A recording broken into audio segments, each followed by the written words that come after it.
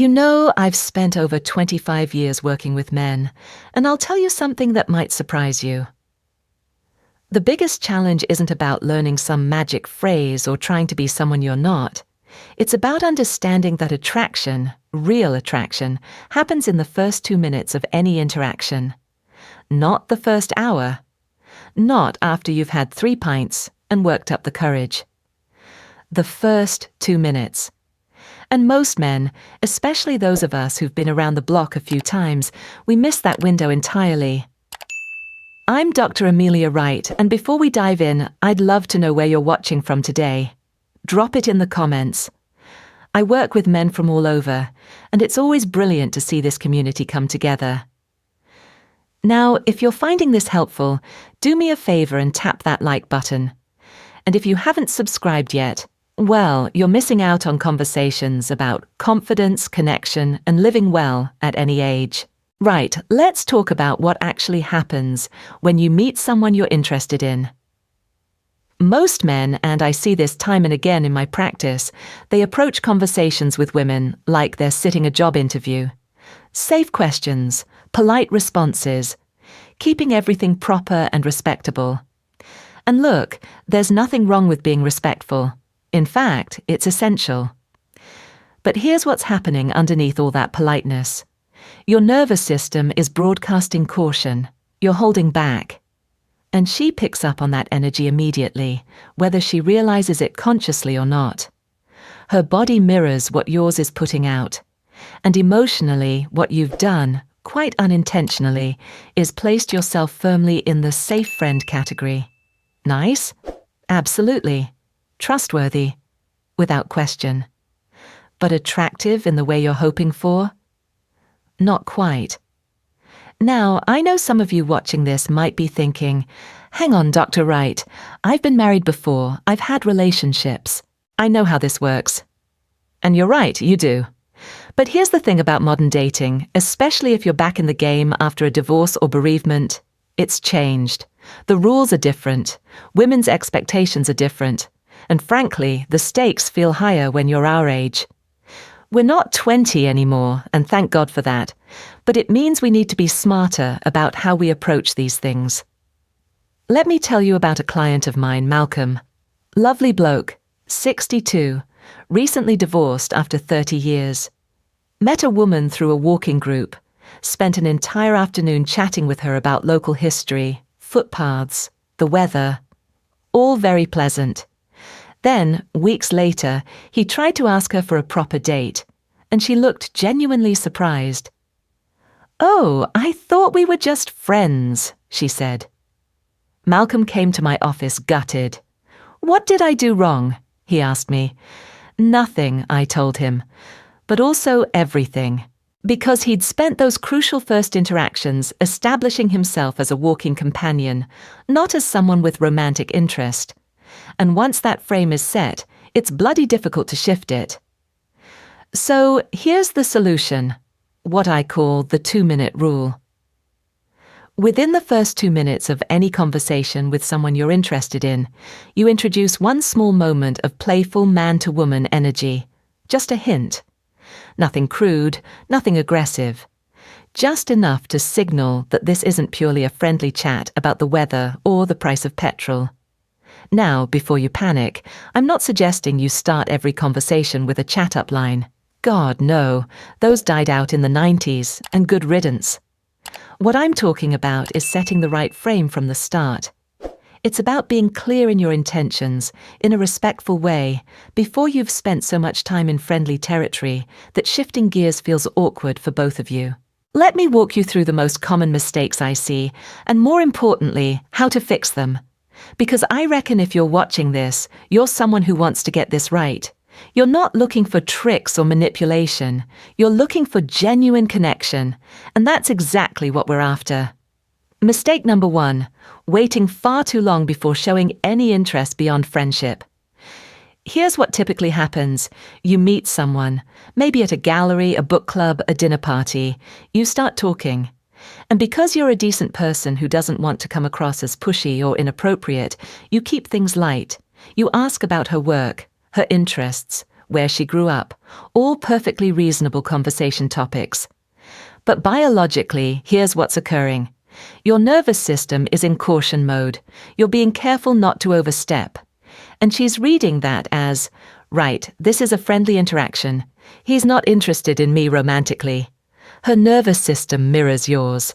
And emotionally, you've established yourself as someone safe to chat with at social events, but not someone she's thinking about in that way. Then, maybe an hour into the conversation, maybe the next time you see her, you finally work up the courage to add something flirty. A compliment about how lovely she looks, perhaps, and it lands flat, because it doesn't match the energy you've been putting out for the past hour or however long. It's like watching a nature documentary that suddenly tries to become a romantic comedy halfway through. The shift is jarring. Now, I want to be clear about something. I'm not suggesting you abandon good manners or respect. Far from it. Especially in this day and age, with everything we've learned about consent and appropriate behavior, being respectful is absolutely paramount. But there's a difference between being respectful and being invisible. You can be both proper and clear about your interest. They're not mutually exclusive. The fix is the 2-minute rule. Within those first 2 minutes, you introduce one small playful element. It doesn't have to be bold, it doesn't have to be risky. Just a hint that says, I'm talking to you not just because we're both at this event, but because I find you interesting. Here's what that might look like in practice. Let's say you're at a wine tasting evening. You're standing next to someone, and she mentions she's trying to develop her palate. Instead of just nodding and saying, "Oh, that's nice," you might say with a slight smile, "Dangerous hobby, that." Next thing you know, you'll be one of those people who can tell the difference between a 10 tons and a 100 bottle, and there goes the grocery budget. It's light, it's playful, and crucially, it shows you're not just making polite conversation. Or perhaps you're at a bookshop, and you notice someone looking at the same section you're interested in. Instead of the standard "good book," you might say, "Be careful with that one. I started it last week and missed 2 meals. Terribly inconvenient." It's a small moment of shared humor, and it immediately sets a different tone than, "Excuse me, do you know where the history section is?" These aren't chat-up lines. They're just moments of personality, but they signal something important. They tell her, "I'm not just being polite because we're in the same space. I'm actually interested in talking to you specifically." Mistake number 2, waiting for the perfect moment. I hear this one constantly. Men tell me, "I'll know when the time is right," or "I don't want to rush things. I'll wait until she seems more comfortable." And whilst that sounds considerate, here's what actually happens. The longer you wait, the more pressure builds in your own head. Your heart rate goes up. Your palms might sweat. Your words become more careful, more stilted. Biologically, that hesitation triggers cortisol, your stress hormone. And that actually suppresses the natural confidence that comes from healthy testosterone levels. She picks up on that shift. And to her, it doesn't read as thoughtful. It reads as uncertain. I had a client, Robert, who spent 6 weeks getting to know a woman at his choir. They'd chat after rehearsals, have coffee occasionally. Lovely conversations about music and life. Then one evening, he finally decided to ask her to dinner properly. And she said, quite genuinely, "Oh, I didn't realize you were interested in me like that. I've started seeing someone else. You're such a good friend." Robert was crushed. And when we talked about it, he kept saying, "But I didn't want to rush her. I wanted to be respectful." And he was being respectful. But he'd waited so long that the window had closed entirely. Here's the truth that nobody wants to hear. The perfect moment doesn't exist. If she's still talking to you, if she's chosen to stay in that conversation, that is your moment. You don't wait for some imaginary green light. You create the opportunity by adding that playful element earlier than feels entirely comfortable. Now, I know what some of you are thinking. But Dr. Wright, what about me too? What about making sure I'm not making anyone uncomfortable? And those are absolutely valid concerns. I'm glad you're thinking about them. It shows you're a decent person. But here's the thing. Being clear about your interest, in a respectful way, isn't inappropriate. What's inappropriate is being pushy when someone's clearly not interested, or persisting when you've been politely declined. There's a world of difference between, "I'd love to take you for dinner sometime if you'd like that," and badgering someone who's already said no. In fact, I'd argue that being clear early on is more respectful, because it allows her to make an informed decision about whether she wants to continue the conversation or politely excuse herself. Nobody likes the feeling of realizing, weeks into a friendship, that the other person has been harboring romantic intentions all along. That feels deceptive, even when it wasn't meant to be. Mistake number 3, relying on only one approach. Some men rely entirely on teasing. Others stick solely to compliments. Some try one amusing comment and then retreat back to serious conversation when it doesn't land immediately.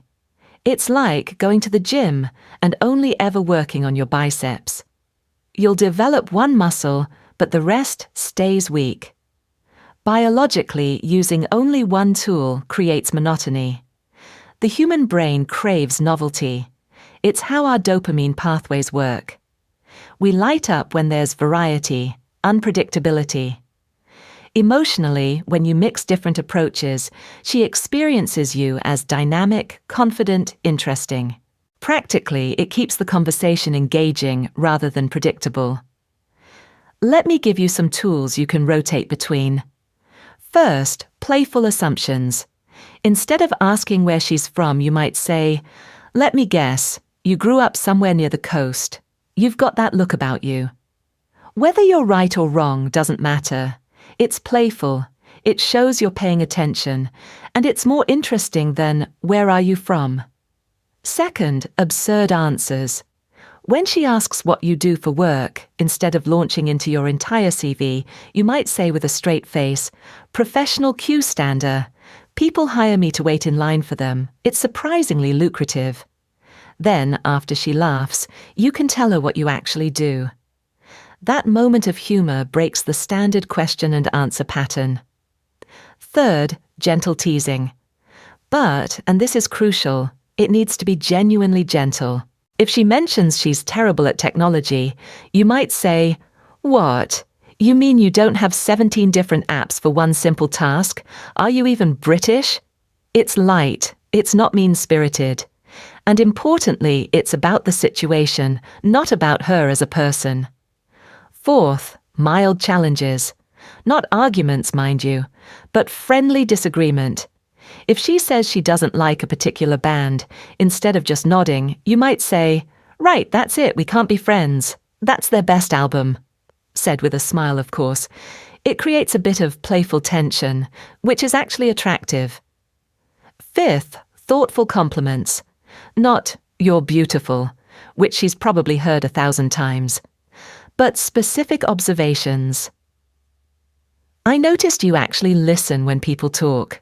That's rare these days." Or, "You've got an infectious laugh. I heard it from across the room earlier." It shows you're paying attention to who she is, not just what she looks like. And finally, appropriate touch. Now, this is where a lot of men get nervous, and rightly so. But here's what I mean. If you're both laughing at something, a brief touch on her arm is natural. If you're walking somewhere together, gently guiding her through a doorway with a hand on her back is perfectly appropriate. We're talking about normal social touch that happens in friendly contexts. Nothing more. And crucially, if she steps back or seems uncomfortable, you respect that immediately and dial it back. The key is mixing these tools. Use one playful assumption early on. Add a gentle tease later. Throw in a thoughtful compliment when it's genuine. Keep things varied and natural. Now, let's talk about body language, because honestly, this matters more than most men realize. You can say all the right things, but if your body is broadcasting anxiety or disinterest, none of it will land properly. First, face her properly. Not at an angle, not with your body turned away ready to bolt. Face her, face. It shows you're fully present in the conversation. Second, maintain eye contact. Not a creepy stare, mind you. Natural eye contact. Look at her when she's talking. Look at her when you're saying something meaningful.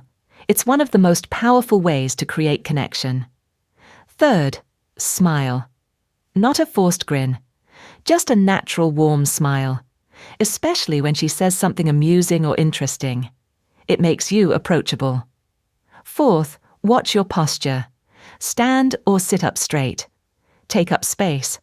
Not in an aggressive way, but in a way that says, I'm comfortable in my own skin. And here's one that surprises people. Slow down your movements. Men who are nervous tend to move quickly, fidget, tap their fingers. Consciously slow yourself down. Move with purpose. It broadcasts confidence even if you're not feeling entirely confident yet. Now, I know some of you watching this might be thinking, this all sounds lovely, Dr. Wright, but I'm not 25 anymore. I'm in my 50s, 60s, maybe older. Does this still apply? And my answer is, absolutely it does. In fact, I'd argue it applies even more. Because here's what you have that younger men don't. Life experience. Confidence that comes from having weathered storms. The ability to have a proper conversation about things that matter. You're not trying to impress her with your car or your abs. You're offering something much more valuable. Presence, maturity, genuine interest. But you still need to signal romantic interest early on. Maybe even more so, because mature women aren't going to waste time on ambiguous situations. They know what they want. And if you're not clear about your intentions, they'll assume you're just looking for companionship, not partnership. Let me tell you about Jeffrey, one of my favorite success stories. 67 years old, widower, hadn't dated in 40 years. He met a woman at his local National Trust property, both of them volunteering as guides. And he said to me, Amelia, I haven't got a clue how to do this anymore. We worked on the 2-minute rule, and the next time he saw her, within the first few minutes of conversation, he said, You know, I was hoping I'd run into you today. You made last week's shift actually enjoyable, which is saying something considering we spent 2 hours talking about Tudor architecture to people who clearly weren't listening. It was perfect, light, honest, clear. And she smiled and said, Well, next shift, maybe we should discuss it over a proper cup of tea instead of the terrible stuff from the canteen. They've been together 2 years now, that's what I'm talking about. Not manipulation, not playing games. Just being clear and human and showing interest in a way that's both respectful and unmistakable. Here's what I want you to do this week. Practice the 2-minute rule in conversations. Not just with people you're romantically interested in, though certainly there too, but in general conversations. Train yourself to add one playful element early on. It might be a gentle tease with the person making your coffee. A playful assumption with someone at the post office. A thoughtful compliment to a colleague. You're training the muscle of showing up as engaged and interesting from the very start of an interaction, not just after you've warmed up for an hour. And here's what you'll find. People respond differently to you. Conversations become more enjoyable. And when you do meet someone you're genuinely interested in, that playfulness will come naturally because you've been practicing it. Mix your tools. Use a playful assumption early on. Add a gentle tease later in the conversation.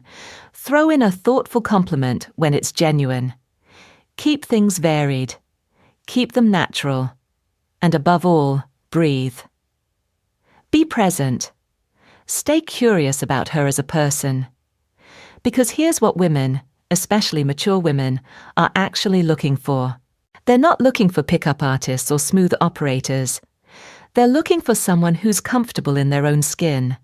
Someone who can have a proper conversation, whilst also making it clear they find her interesting and attractive. You don't need 50 different techniques. You don't need to memorize scripts. You just need 2 or 3 simple tools that you use naturally, right from the start of the conversation. that shift alone will change how women respond to you. Now, I want to address something. Some of you might have had your heart broken recently. Maybe you're coming out of a long marriage that ended. Maybe you lost someone. And the idea of putting yourself out there feels overwhelming or even pointless. I hear that in my practice all the time. Why bother? It'll just end badly again. And look, I understand that cynicism. I really do. But here's what I've learned over 25 years of working with people. Connection is worth pursuing. Not because every relationship will work out, they won't. But because the alternative, isolating yourself and giving up on human connection, that's worse. Much worse. Attraction isn't reserved for young people. It isn't about abs or a full head of hair. It's about energy, presence, showing up as yourself whilst also making it clear you're interested. Those are skills you can develop at any age.